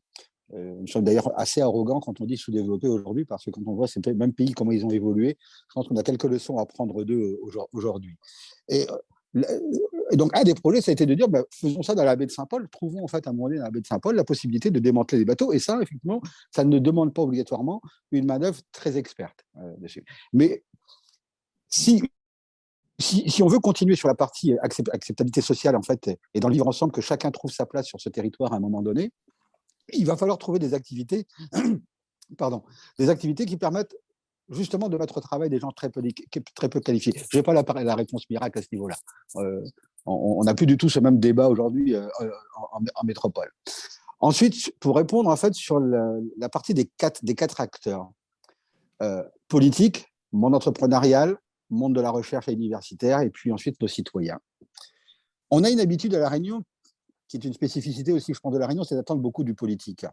Aujourd'hui, deux acteurs se sont rencontrés, le monde universitaire, le monde économique. Nous avons dans nos entreprises des salariés, ils pourraient être les vecteurs de la conviction de porter les bons messages en fait, en tant que collaborateurs dans leur famille. Donc le troisième volet des citoyens, nous pourrions utiliser l'entreprise comme étant un vecteur justement pour porter les messages et les transformations nécessaires à notre société. Le politique viendra spontanément. Le politique viendra spontanément, mais il viendra spontanément dès lors que nous porterons une ambition. Je pense qu'un des gros problèmes de La Réunion aujourd'hui, c'est quelle ambition avons-nous? Finalement, on pourrait avoir n'importe quelle ambition, mais le tout étant d'avoir de l'ambition. Et c'est ça aujourd'hui qui nous manque, parce que notre développement s'est fait beaucoup de manière endogène, la substitution, etc., qui a le mérite d'exister. Hein. On a fait plein de choses avec ça, mais si on ne positionne pas désormais La Réunion sur la carte du monde, 80 millions de personnes autour de nous, c'est un marché énorme. Nous avons une capacité au travers de notre multiculturalisme et culturalisme d'aller dans n'importe quel pays aujourd'hui, que ce soit la Chine, l'Inde ou en Afrique, et de nous adapter immédiatement. La meilleure preuve en est, c'est que les Antillais ont une diaspora extrêmement importante. Nous avons du mal, nous, à identifier notre diaspora. Voilà. Alors, je n'ai pas répondu entièrement, François, à toutes tes questions. C'est très bien. Je pense que justement que la discussion, elle doit aller dans les deux sens, et c'est pour ça qu'on a invité Sébastien. Et tu ne peux mieux parler que du monde économique que tu connais bien. Et donc, je pense que c'est important justement que ce type d'échange ait lieu. Et que c'est l'occasion, c'était une rencontre un peu informelle qui s'est faite un petit peu rapidement, mais je pense que justement il faut profiter de ces moments-là pour échanger. Je pense que c'est très très important. Et que Sébastien, on le connaît, c'est quelqu'un de très très ouvert, très curieux, mais d'un bon terme, bonne curiosité, on va dire. Et je pense que c'est important que nous puissions effectivement à l'avenir pouvoir continuer ce type de discussion et élaborer ensemble des solutions, comme tu dis, qui ne peuvent venir que de cette collaboration à étendre, bien évidemment. Typiquement, quand je parlais d'ambition tout à l'heure, est-ce que l'avenir de La Réunion consistera en fait à ressembler à n'importe quelle région européenne? En fait, j'espère pas. J'espère pas, pour la simple raison, c'est que je suis ultra convaincu qu'il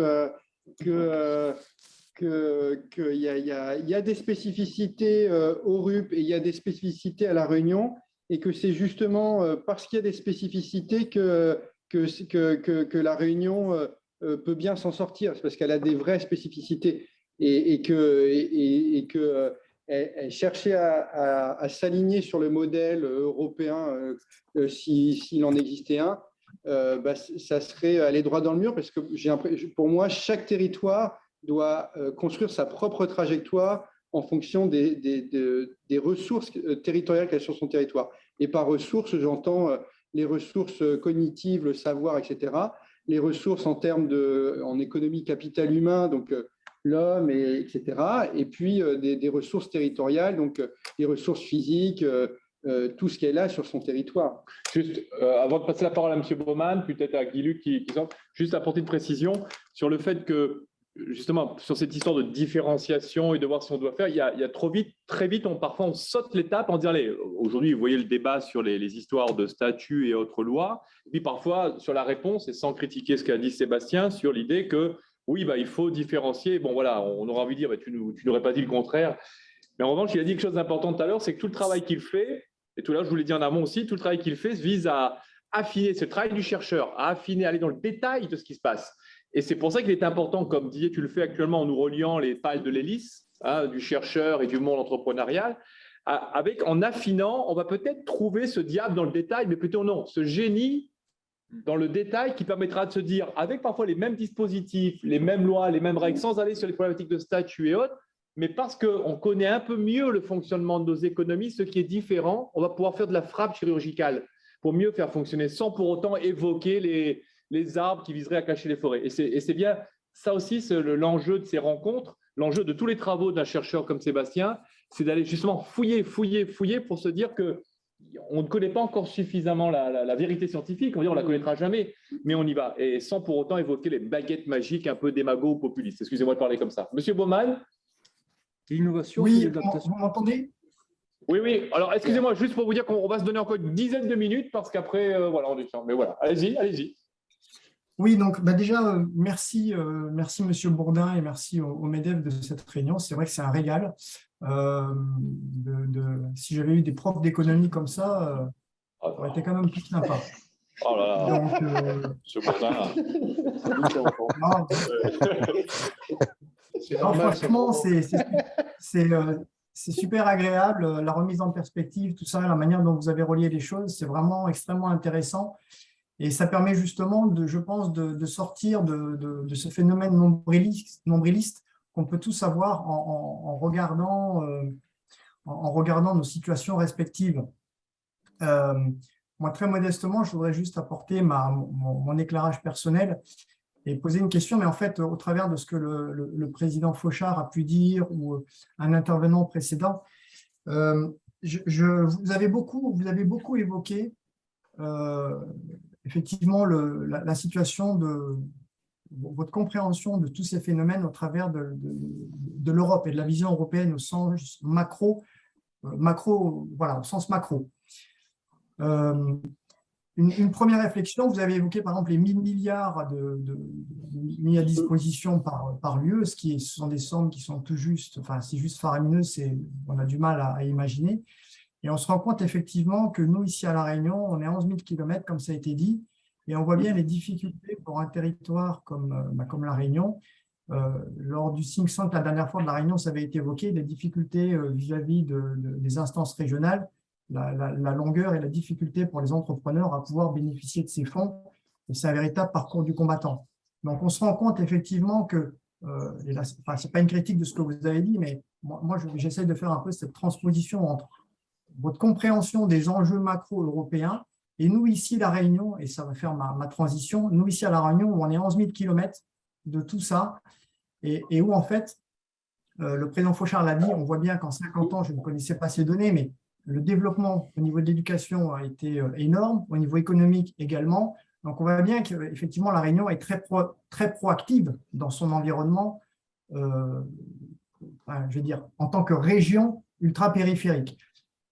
Cependant, ce que je note, c'est que je pense, et ça c'est mon avis personnel, c'est que La Réunion a longtemps regardé vers l'Union européenne, vers l'Europe, la France, la métropole, pour bénéficier effectivement des subsides de l'État, de l'Europe, pour arriver à se développer. Mais je pense qu'aujourd'hui, le développement de La Réunion, pour plein de raisons, est arrivé sensiblement en butée, parce qu'on est une île.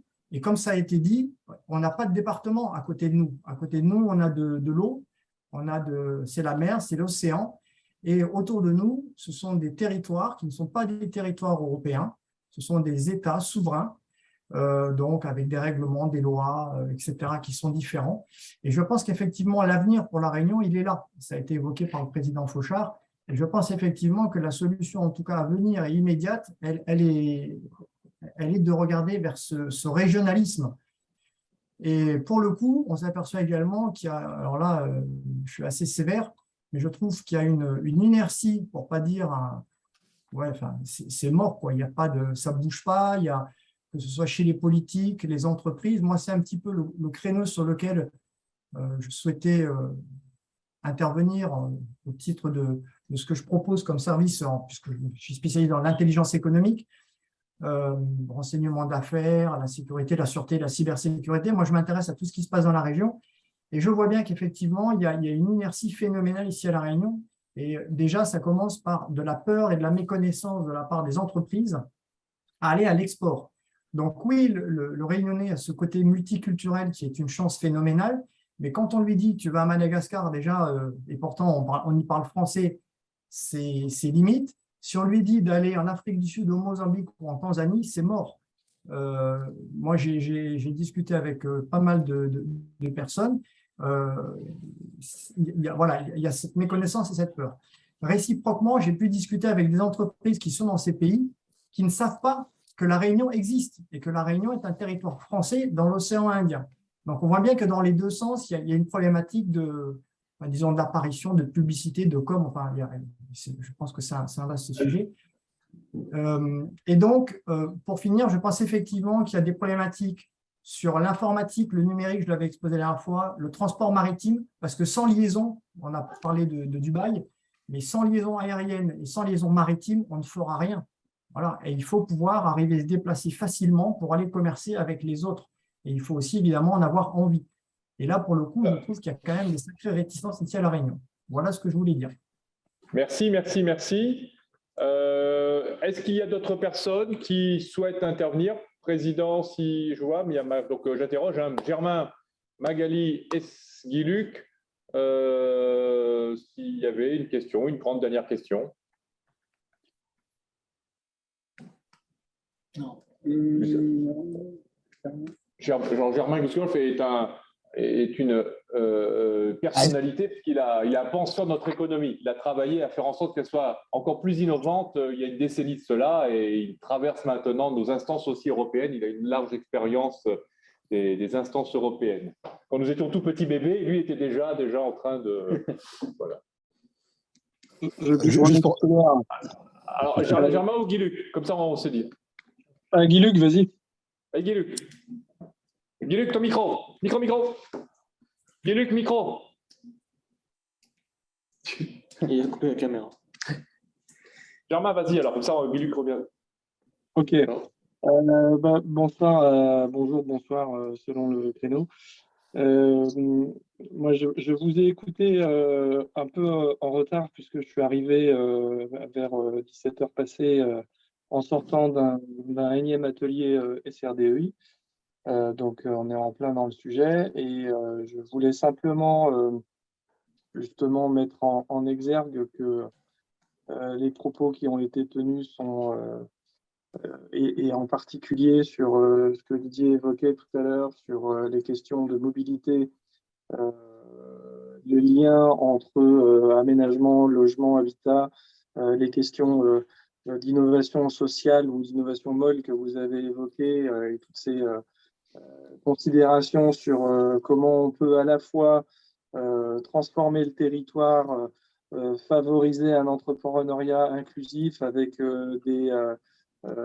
des jeunes qui peuvent être en retour au territoire surdiplômés et puis malheureusement 80% de la jeunesse qui ne l'est pas et dans ces 80%, 60 qui sont dans le chemin avec un vrai risque de tension entre les extrêmes. Ce qu'on peut observer, mais je parle sous le contrôle des chercheurs que vous êtes, c'est qu'on a quand même des extrêmes qui se tendent entre des CSP plus qui deviennent plus et des CSP moins qui deviennent moins.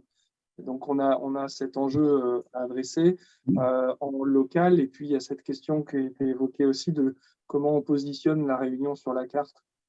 Et je trouve que ces derniers jours, là, j'ai été au contact de personnes qu'on n'a pas l'habitude d'avoir autour de nos tables, de sachants du développement économique que vous êtes les uns et les autres. Je suis allé voir des personnels associatifs, des gamins en insertion et en échec scolaire, etc.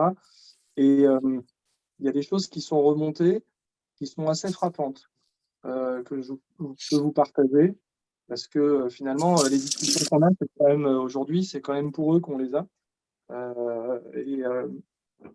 Première chose, sur tout ce qui est innovation sociale, en tout cas adaptation des modes de travail pour justement désengorger la Réunion, donc adaptation des horaires, c'est pas que l'entreprise, c'est aussi l'école. Donc, ça doit se faire dans un cadre effectivement partenarial entre institutions, administrations, syndicats, et pas que syndicats professionnels, syndicats de salariés, parce que évidemment, ça bouleverse un peu des habitudes et ça a des conduites du changement à mener qui sont lourdes. Mais ça nécessite du courage politique. Et si je pense qu'à votre niveau, vous envoyez le signal que vous êtes prêt à réfléchir à des expérimentations, on n'est pas obligé de s'engager de manière définitive, c'est à mon sens des choses qui peuvent être entendues parce qu'on les retrouve quand même beaucoup et partout.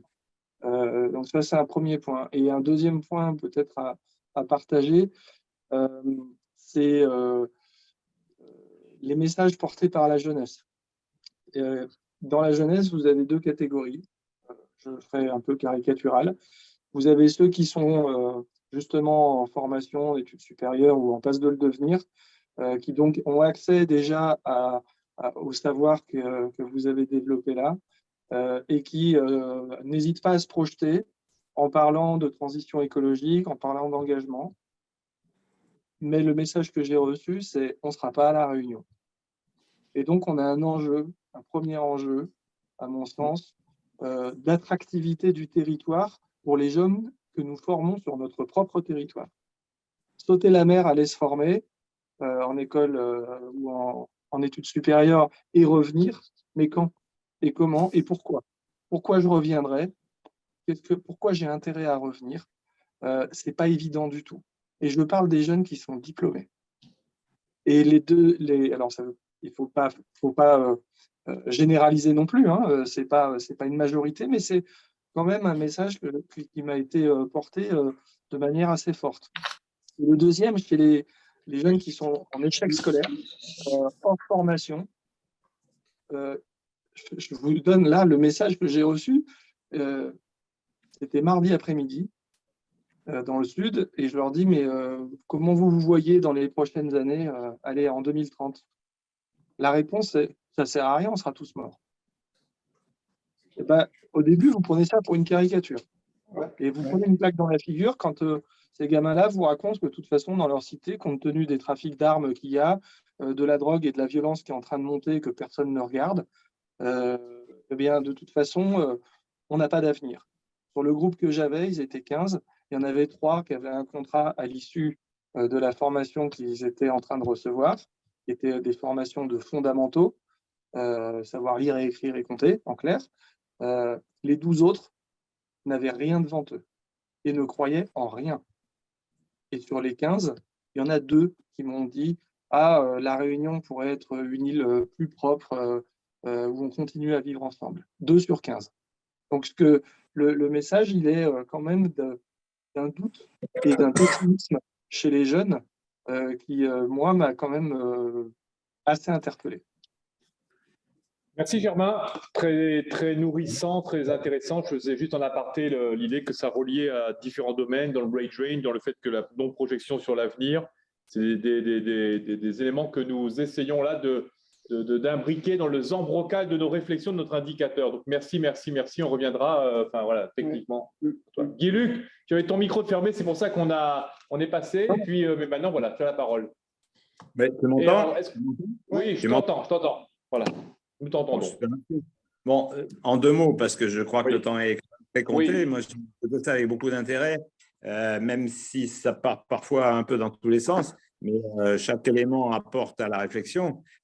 On a fait, alors je partage en 2 mots l'avis du président Fauchard. La Réunion a été capable de faire en des délais assez extraordinaires, et grâce à l'Europe aussi, il faut le dire, énormément de choses. Entre parenthèses, il a cité un exemple, moi j'en citerai un autre. En 50 ans, on a fait gagner à la population, enfin aux Réunionnais moyens, 30 ans de vie supplémentaires. Ce n'est pas rien. Indépendamment de ça, il faut dire une chose. À côté de nous, il y a nos amis mauriciens. Pays indépendant, certes, mais où la tradition entre le monde politique et le monde économique fait qu'ils travaillent tout le temps ensemble. Je rajouterais qu'ils ont élaboré, on s'en rappelle tous, des stratégies successives différentes, les ports francs, la canne à sucre, le tourisme, etc. Ils ont toujours fait évoluer leur stratégie au fur et à mesure, partagée, encore une fois, quels que soient les bords politiques, et les politiques respectaient les engagements économiques. Et la communauté européenne, je dis bien la communauté européenne, les a toujours accompagnés dans la mise en forme de leur stratégie. Qu'est-ce qui nous empêche de demander cet accompagnement? Parce qu'il y a quand même de l'ingénierie au niveau de la communauté européenne pour faire en sorte que justement, puisque ça vient d'en haut, on parle de l'accompagnement, hein, puisque ça vient d'en haut, ce soit l'occasion de lui faire mettre ensemble les chaînes d'entreprise, le monde économique de façon plus simple et les politiques. Et je voudrais rajouter une chose, c'est que les politiques ont un gros problème, c'est qu'ils ont un manque criant de formation économique, voire même de formation stratégique. Et là je pense qu'un organisme comme l'université ou le MEDEF, c'est leur rôle, mais pas dans des débats un peu trop ésotériques, mais de façon beaucoup plus vulgarisée, de faire en sorte qu'on puisse comprendre ça. On ne comprend pas aujourd'hui comment un chauffeur de taxi à Maurice a des idées sur la stratégie politique et sa stratégie économique de Maurice, alors que nos politiques ne l'ont pas, ou là, beaucoup d'entre eux. Ce n'est pas un reproche méchant, hein, ce que je dis, c'est un constat. Or, ça, on peut répéter, ça n'est pas irrattrapable. Et on a suffisamment de jeunes élus, qui sont souvent des élus relativement brillants, chacun à leur niveau, qui peuvent très bien devenir le clou qui va, je dirais, faire un petit peu les ponts, qui va se lâcher dans tous ces environnements. Et il n'y a qu'à partir du moment où on parle le même langage qu'on peut faire évoluer les mêmes choses. Le sujet de la mobilité, il est fondamental pour ça. On va vers une asphyxie totale déjà on est en train de vivre. On a déjà fait par le passé un certain nombre d'expériences en la matière. Il y en a beaucoup qui ont été faites, y compris au niveau universitaire, au niveau national, qui ont fonctionné sur la gestion du temps, etc. Et les gens peuvent évoluer. Les gens peuvent évoluer à condition de leur proposer des alternatives et pas des obligations, comme les politiques l'ont fait à l'époque. Par exemple, quand ils ont instauré le TCSP, c'était « il faut prendre le bus ». Alors, on sait très bien que même en métropole, dans les endroits où ça marche le mieux, on n'a jamais plus de 15% de personnes qui prennent le bus. Le covoiturage, c'est 7%. Ça n'est pas suffisant. Il faut qu'il y ait une adhésion des gens à d'autres modes de déplacement alternatifs. Et ça, il faut le partager, le monde économique et le monde politique. En dehors de ça, on a fait gérer à une époque, il ne faut pas l'oublier. Oui. Si on a fait une époque, on est capable de faire encore d'autres choses à notre époque. Voilà. Merci Guy Luc. Nourrissant. Je vous propose de voir. Président, est-ce que tu veux apporter un mot de conclusion, et puisqu'en fait on est tenu par un certain nombre de délais et puis je ne voudrais pas prolonger le… Voilà. Président. D'abord, remercier l'ensemble des intervenants, l'ensemble des participants à cet échange, parce que nos échanges entre le monde économique et le monde universitaire sont trop peu. Je ne trouve pas le bon terme, mais sont vraiment trop peu. Ce qui est sûr, c'est qu'aujourd'hui, suite aux différentes crises qu'on a vécues, c'est qu'on a tous une prise de conscience qu'il faut désormais réorganiser en fait notre mode de vie, notre façon d'aborder les choses, donc nos entreprises, bien entendu, l'organisation du travail. Et je crois fondamentalement en fait, à la co-construction. Pour ceux qui sont dans la salle, normalement, en face de vous, vous avez la raison d'être du MEDEF, c'est agir, parce que nous sommes d'abord des gens d'action, ensemble, parce que c'est une co-construction. Guy Luc disait tout à l'heure, je suis entièrement d'accord avec lui, on ne peut pas obliger les gens. Ça ne marche jamais de toute façon. Ça peut marcher 10 minutes, ça ne marchera jamais une heure. Pour une croissance, parce que nous sommes convaincus aujourd'hui que la croissance est l'élément moteur qui permet à chacun à un moment donné de trouver sa place dans la société, quelle que soit cette croissance. On n'est pas du tout des fans, je dirais, de la décroissance aujourd'hui, de manière très simple, mais surtout pour une croissance responsable. Et je crois que dans toute cette raison d'être, c'est le mot responsabilité qui est le plus important, parce que nous sommes aujourd'hui à des positions, à des postes, à des charges qui nous permettent d'influer effectivement sur l'avenir. Et quand j'entends Germain dire, et je suis entièrement d'accord avec lui, parce que je fréquente aussi des élèves de SECPA dans les collèges, et je suis toujours choqué, même fondamentalement en colère, quand j'entends un gamin dire à 14 ou 15 ans, de toute façon, je n'ai pas d'avenir devant moi. Il est déjà vu avant même d'avoir commencé à vivre. Je pense qu'on a tous une responsabilité à un moment donné pour dire non, il y a d'autres voies possibles à explorer. Il faut tenir compte des grands défis qui se posent à nous. Et moi, je reste persuadé aujourd'hui que le développement de La Réunion passera par des solutions originales de La Réunion. Vouloir ressembler absolument en fait, à quelque chose d'autre n'a strictement aucun sens. Je vais citer un exemple là-dessus. Nous avons, dans les années 2000, voulu absolument manger du saumon fumé à Noël. La tradition réunionnaise n'a jamais eu de saumon fumé. On s'en est pas mal porté. Le résultat des courses, c'est quand même aujourd'hui, c'est que qu'on trouve dans les grandes surfaces du saumon fumé, pardon, je vais être vulgaire 10 secondes, qui est absolument dégueulasse parce qu'en fait, le prix de vente, c'est simplement adapté au niveau de vie. Donc, vouloir ressembler à l'autre n'a strictement aucun intérêt. Je pense qu'on a d'autres voies à explorer tous ensemble, mais là, effectivement, c'est tous ensemble qu'il faudra le faire. Sinon, on n'y arrivera juste pas, y compris Germain, et je suis d'accord avec toi complètement, d'intégrer ces jeunes désespérés pour leur montrer justement qu'il y a d'autres voies possibles et que vraisemblablement, ils ont des solutions extrêmement originales à la situation qu'ils vivent. OK. Président, on peut clore? On peut clore, si personne ne prend la parole. Cette séquence est close. Et merci encore à tous d'avoir été présents et d'être intervenus. Je me permets, Didier, de remercier donc Sébastien et François. Sans eux, l'initiative n'aurait pas été possible. Et puis, connaissant toi, dire sans le MEDEF à travers toi, pour avoir été une illustration de cette palle, de joindre ces pales d'hélice. Sans faire un jeu de mots, Germain a parlé de ces jeunes qui sont une véritable préoccupation. Les nets, comme on pourrait les appeler, hein, aussi une partie d'entre eux. Et en anglais, je sais que quand on dit safety net, c'est filet de sécurité. Donc, normalement, ça doit être les jeunes, ça doit être notre filet de sécurité de demain.